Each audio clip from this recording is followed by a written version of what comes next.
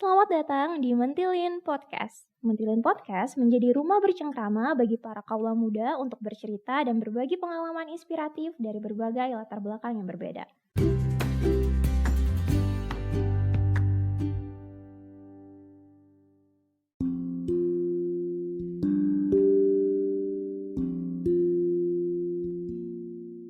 Bersama aku, Lia, pada episode pertama kali ini akan membicarakan tema yang cukup relate dengan dunia perkuliahan, yaitu serba-serbi mahasiswa berprestasi.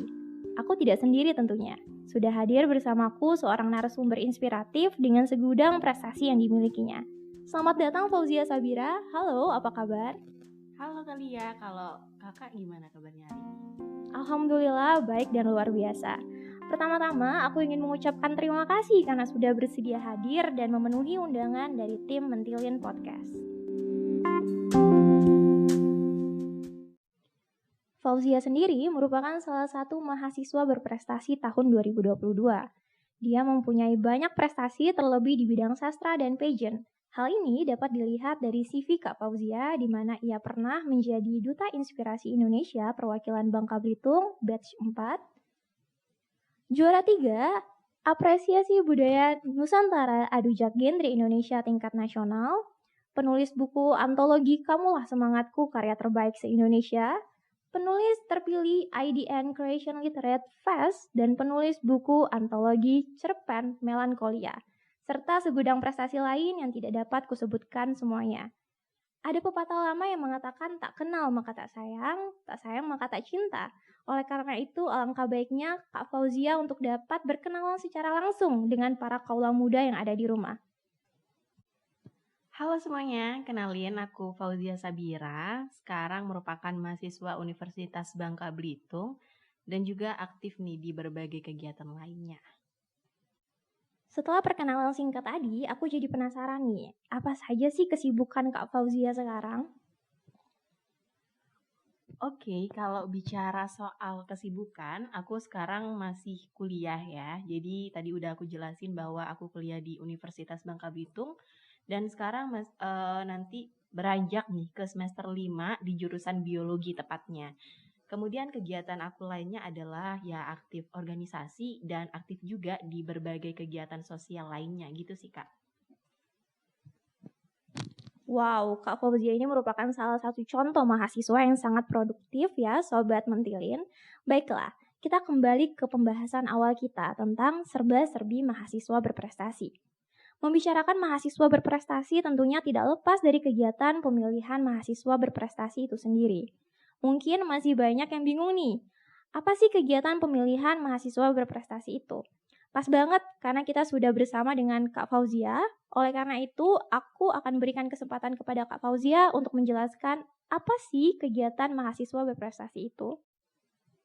Oke, terima kasih ya Kak Lia atas pertanyaannya. Jadi kalau bahas mengenai mahasiswa berprestasi, jadi biasanya itu disebut Pilmapres, pemilihan mahasiswa berprestasi. Dan tentunya dalam pemilihan ini tentunya ada step per stepnya. Jadi mulai dari jurusan, kemudian fakultas, universitas, bahkan di tingkat nasional. Jadi intinya adalah pemilihan mahasiswa berprestasi ini memang dari Kemendikbud sendiri dan tentunya diturunkan kembali ke universitas yang ada di seluruh Indonesia. Dan tentunya untuk pemilihan mahasiswa berprestasi di sini adalah sesuai dengan namanya, yang pastinya mencari mahasiswa yang aktif, kemudian dia yang punya banyak prestasi, dan juga mahasiswa yang bisa memberikan inspirasi untuk mahasiswa lainnya. Itu sih untuk definisi tersendiri mengenai pemilihan mahasiswa berprestasi. Pertanyaan selanjutnya, Kak. Pada saat pemilihan mahasiswa berprestasi kemarin, tema apa sih yang diangkat? Oke, untuk tema yang aku angkat adalah aku mengkombinasikan antara keaktifan aku di organisasi dengan era digitalisasi sekarang. Jadi aku mengusung tema yaitu Pick Air Kamker dan Podcast Faura sebagai platform pemuda untuk mengembangkan diri pada era digitalisasi. Jadi kenapa aku mengambil salah satu ya cakupannya organisasi. Jadi aku juga merupakan ketua organisasi Pusat Informasi Konseling Remaja yang ada di daerah aku, di mana aku sebagai ketua dan di situ kami melakukan banyak banget kegiatan sosial lainnya ya. Kemudian itu membuat aku tergerak untuk menjadikan ini sebagai wadah tidak hanya untuk para pemuda tapi juga mahasiswa untuk bisa mengembangkan dirinya. Kemudian aku juga tertarik di dunia podcast dan aku juga membuat podcast Paura, yaitu Pau-Pau Bersuara, di mana memberikan informasi juga nih ya kepada teman-teman yang mendengarkan. Dan untuk visi dan misi aku membuat podcast ini adalah untuk mengedukasi, menginspirasi, dan untuk meningkatkan self-development dalam diri. Karena aku rasa bahwa pengembangan diri tidak hanya penting untuk para pemuda, tetapi juga mahasiswa, bahkan masyarakat. Oleh karena itu, aku mengusung tema yang tadi aku bilang bahwa Pick Air Kanker dan Podcast Paura sebagai platform pemuda untuk mengembangkan diri pada era digitalisasi. Mendengar pernyataan Kak Fauzia tentang mahasiswa berprestasi membuatku penasaran bagaimana sih awal mulanya Kak Fauzia menjadi termotivasi dan berminat untuk ikut kompetisi ini. Oke, kalau bicara soal motivasi sama minat ya kembali lagi ke diri aku sendiri ya. Jadi motivasi terbesar aku ingin mengikuti pemilihan mahasiswa berprestasi adalah karena memang aku tipe orang yang suka ikut lomba nih. Jadi menurut aku ya kayaknya pemilihan mahasiswa berprestasi ini adalah satu ajang yang bisa meningkatkan skill maupun pengembangan diri aku juga. Jadi aku termotivasi untuk mengikuti ini karena aku pengen meningkatkan jiwa kompetitif aku khususnya. Kemudian aku juga punya visi dan misi selama menjadi mahasiswa bahkan nanti ke depannya, yaitu ingin menjadi mahasiswa yang bisa menginspirasi mahasiswa lainnya. Jadi aku rasa dengan aku mengikuti pemilihan mahasiswa berprestasi ini bisa menjadi awal yang baik gitu untuk bisa merealisasikan ya tujuan aku untuk bisa menginspirasi teman-teman mahasiswa lainnya dengan ikut berbagai lomba sehingga bisa mencetak banyak prestasi. Kemudian aku juga menyadari bahwa kita sebagai mahasiswa tidak hanya dituntut untuk kuliah saja, tetapi kita harus memberikan kontribusi nyata, tidak hanya untuk diri kita saja, tapi juga bisa untuk universitas kita, khususnya misalnya aku di Universitas Bangka Belitung, kemudian juga bisa memberikan kontribusi nyata juga untuk masyarakat luas. Jadi itu sih kalau bicara soal motivasi aku ikut pemilihan mahasiswa berprestasi. Alasan yang cukup relate dengan para kaula muda dan baiknya dapat dimaknai sehingga bisa termotivasi untuk berprestasi juga. Untuk pemilihan mahasiswa berprestasi sendiri itu memakan waktu berapa lama sih Kak? Dan apa saja sih tahapan yang harus dilewati oleh para calon terpilih? Oke, jadi kalau bicara soal tahapannya ya pasti ada banyak prosedur yang harus aku jalani ya untuk bisa menjadi mahasiswa berprestasi. Dan untuk waktunya juga ya tergantung ya kita yang mendengarkan podcast ini apakah bisa dikatakan lama atau enggaknya. Tapi menurut aku sih karena memang ada beberapa tahapan ya relate juga sih terkait waktunya. Jadi untuk waktunya sendiri aku mulai waktu itu di bulan Maret. Jadi bulan Maret itu ada seleksi tingkat jurusan. Jadi direkomendasikan oleh dosen bahwa mau nggak ikut pemilihan mahasiswa berprestasi. Dan alhamdulillah aku tertarik gitu ya untuk ikut. Dan tentunya dalam mengikuti pemilihan mahasiswa berprestasi ada beberapa hal yang harus dipersiapkan. Seperti KTI. Jadi KTI kemudian nanti bakalan ada presentasi ya di depan dosen, kemudian bakal mengumpulkan berbagai macam prestasi, baik itu dalam bentuk piagam, kemudian keaktifan selama di organisasi, atau kalaupun teman-teman aktif juga di berbagai kegiatan sosial juga bisa dimasukin gitu dalam berkasnya. Kemudian alhamdulillah aku waktu itu jadi juara 1 di tingkat jurusan, khususnya di jurusan biologi tahun 2022. Lanjut aku di fakultas gitu, fakultas FIB, di mana aku juga presentasi juga nih terkait aku mengikuti pemilihan mahasiswa berprestasi. Jadi tadi kan aku udah jelasin ya bahwa aku mengusung tema yaitu Pick Air Kanker dan Podcast Paura sebagai platform pemuda untuk mengembangkan diri pada era digitalisasi. Jadi di situ aku presentasi, kemudian menjelaskan ke dosen juga dan mengumpulkan CV juga nih untuk membuktikan terkait prestasi yang kita dapatkan dan lain sebagainya. Dan itu antara jurusan sama fakultas diadakan pada bulan Maret gitu. Nah setelah itu alhamdulillah aku diumumkan jadi juara 1 juga nih di fakultas FP2B alhamdulillah waktu itu. Kemudian berlanjut nih ya ke tingkat universitas. Nah bedanya adalah kami dikasih waktu untuk bisa mempersiapkan diri nih ya. Jadi setiap perwakilan dari fakultas diberikan waktu untuk mempersiapkan diri lebih baik lagi ya dalam hal KTI-nya, barangkali ada yang ingin diperbaiki, kemudian apakah ada penambahan prestasi gitu, boleh juga selama belum presentasi waktu itu. Dan waktu itu untuk tingkat universitas diadakan pada bulan Mei. Jadi kurang lebih untuk persiapannya itu bisa dikatakan dari bulan Maret hingga Mei. Jadi ya bisa dihitung lah ya berapa bulannya, tapi alhamdulillah aku menjalankannya enjoy dan menikmati juga. Nah kemudian di tingkat universitas itu mungkin ada perbedaannya nih. Jadi kalau di tingkat jurusan sama fakultas itu belum ada capaian unggulan. Jadi di tingkat universitas kami diberikan kesempatan untuk presentasinya 2 kali. Jadi ada KTI, itu presentasinya berbahasa Inggris ya. Kemudian dilanjutkan untuk capaian unggulan. Jadi apa saja sih keaktifan kita selama di organisasi, kemudian prestasi apa saja yang telah didapatkan, bahkan kegiatan dalam bidang kemanusiaan pun dimasukkan nih teman-teman. Jadi ini tidak membatasi kita untuk berkarya, kalau kita aktif pun akan tetap dihitung gitu selama dibuktikan dengan piagam dan lain. Kemudian kalau kita punya buku ataupun punya karya itu pun tetap menjadi poin penilaian juga di tingkat universitas. Dan alhamdulillah waktu itu aku jadi juara 3 nih di tingkat universitas. Itu sih Kak. Jadi kalau bicara soal tahapannya ya lumayan ya, tapi kalau kita menjalankannya dengan enjoy, kita menjalankannya dengan senang hati dan dimulai dengan hati juga, saya percaya sih bahwa itu akan bisa membuat kita terus semangat gitu dalam menjalankan berbagai seleksinya. Itu sih Kak. Bukan waktu yang singkat ya Sobat Mentilin dan banyak yang harus dipersiapkan. Jadi buat kamu yang berminat untuk menjadi mahasiswa berprestasi, yuk mulai mempersiapkan diri. Setelah membaca CV dari Kak Fauzia, aku melihat nih lampiran prestasi yang Kak Fauzia dapatkan. Dari yang aku lihat, banyak prestasi yang Kak Fauzia miliki ini didominasi pada bidang sastra. Sepertinya Kak Fauzia ini menaruh minat lebih pada bidang sastra ya, Sobat Mentilin. Melihat deretan prestasi yang Kak Fauzia miliki memunculkan satu pertanyaan di benakku.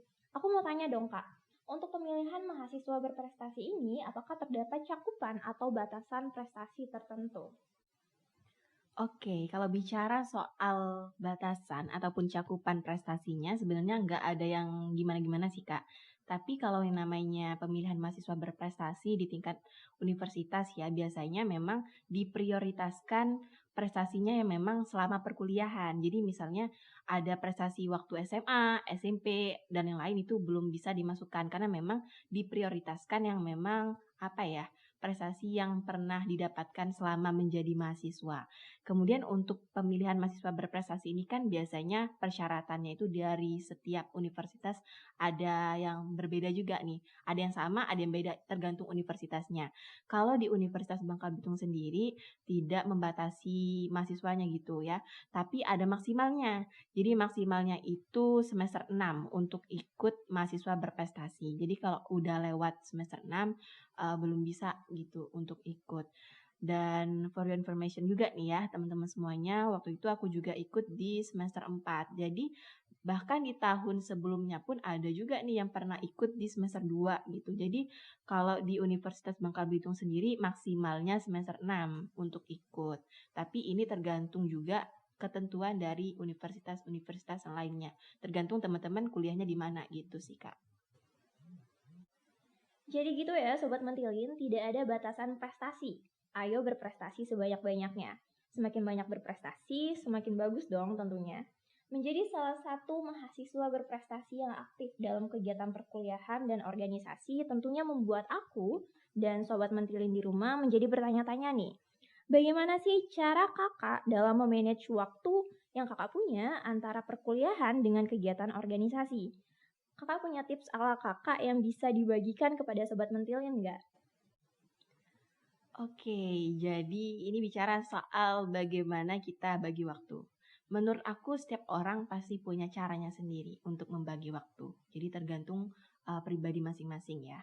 Tapi kalau bicara bagaimana aku membagi waktu antara perkuliahan dengan kegiatan-kegiatan lainnya, tentunya ada beberapa hal yang aku lakukan.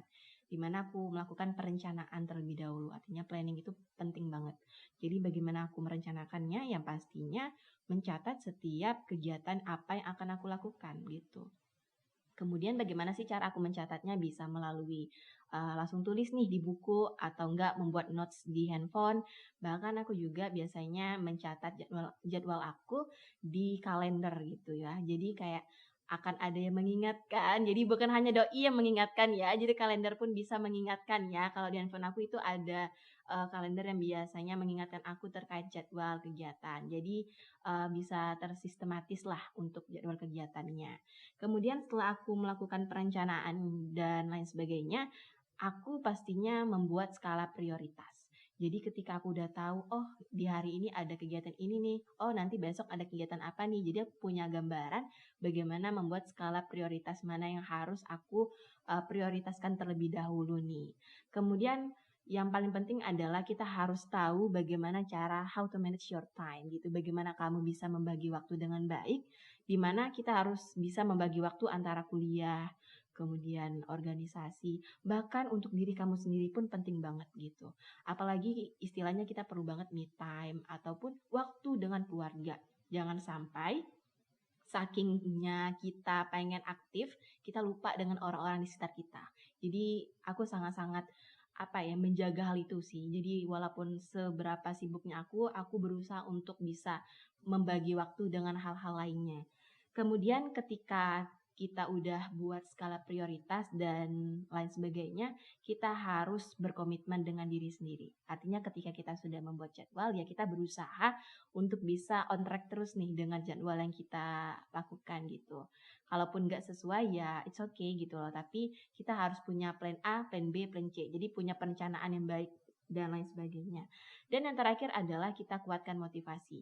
Kenapa sih kita memutuskan untuk aktif di berbagai hal? Tentunya kita harus dikuatkan dengan motivasi yang kuat juga gitu. Kalau kita udah punya motivasi dan lain sebagainya, kita bakalan terus semangat dalam menjalani kegiatan dan lain sebagainya. Dan ketika kita sudah punya semangat itu, kita punya mindset bahwa jangan pernah kita selalu menunda-nunda waktu. Karena kalau bisa dikerjakan sekarang, kenapa harus besok? Nah, itu hal yang benar-benar aku terapkan gitu. Jadi alhamdulillah untuk sampai saat ini aku berusaha untuk membuat perencanaan yang baik gitu untuk berbagai kegiatan yang aku lakukan. Itu sih, Kak. Jadi gitu ya Sobat Mentilin, kita bisa nih coba praktekin tips dan trik dari Kak Fauzia tadi di rumah biar dapat produktif kayak Kak Fauzia. Baiklah Kak Fauzia, kita kan tadi sudah membicarakan tentang proses pemilihan mahasiswa berprestasi. Mungkin ada di antara Sobat Mentilin yang mendengarkan podcast kita pada hari ini yang berminat untuk menjadi salah satu dari mahasiswa berprestasi. Boleh nggak nih minta tips and trick dari kakak buat para Sobat Mentilin yang ingin menjadi mahasiswa berprestasi? Oke, kalau tips dari aku bagaimana cara untuk bisa menjadi mahasiswa berprestasi adalah yang pertama, kuatkan niat dan motivasi dalam diri kita dulu gitu. Jadi kalau kita udah punya motivasi, punya semangat untuk mempersiapkannya, insya Allah bisa gitu untuk menjadi mahasiswa berprestasi. Kemudian cari peluang prestasi seperti ikut lomba, baik itu dalam bidang kepenulisan, olahraga, seni, dan lain sebagainya sesuai dengan minat kamu sehingga bisa mencetak banyak prestasi. Karena prestasi juga merupakan poin penilaian untuk bisa menjadi mahasiswa berprestasi. Selain itu, teman-teman juga harus maksimal dalam perkuliahannya. Karena dalam pemilihan mahasiswa berprestasi tidak hanya dinilai dari prestasi saja tetapi dinilai juga nih dari nilai IPK-nya gitu. Tapi it's okay gitu kalau teman-teman misalnya punya IPK yang mungkin teman-teman masih bertanya-tanya apakah ini bisa nggak ya untuk ikut, nggak apa-apa sih, yang penting mencoba dulu. Tetapi teman-teman bisa maksimalkan juga nih di prestasi lainnya gitu.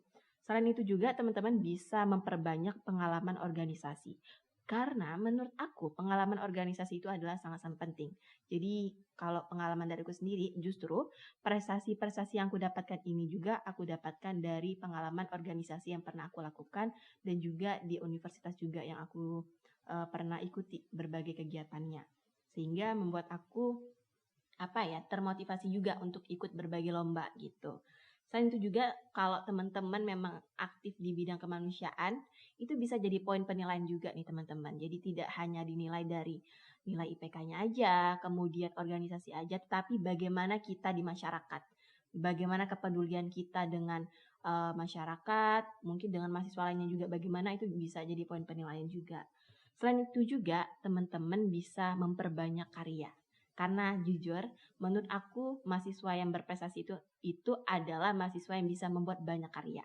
Jadi sekarang bukan masa-masanya untuk kompetitif lagi, tapi masa-masa untuk kita ikut berkolaborasi.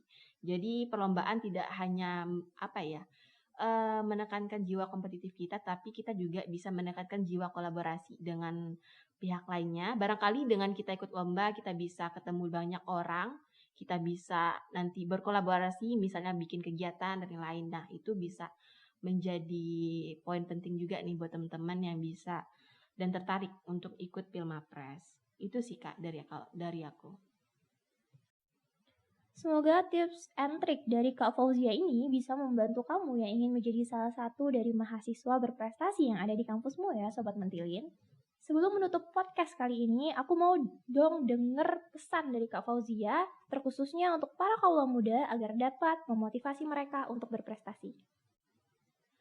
Pesan dari aku untuk Sobat Mentilin yang mendengarkan podcast kali ini adalah, pada dasarnya mahasiswa berprestasi itu tidak hanya dinilai dari seberapa banyak prestasi yang dia dapatkan, tetapi dinilai dari seberapa banyak dedikasi, kontribusi, dan inspirasi yang bisa dia berikan kepada mahasiswa, pemuda, bahkan di masyarakat. Dan aku juga ingat salah satu quotes yang menurut aku menarik banget, yaitu you don't have to be great to start, but you have to start to be great. Kamu tidak harus menjadi hebat untuk memulai, tetapi kamu harus memulai untuk menjadi hebat.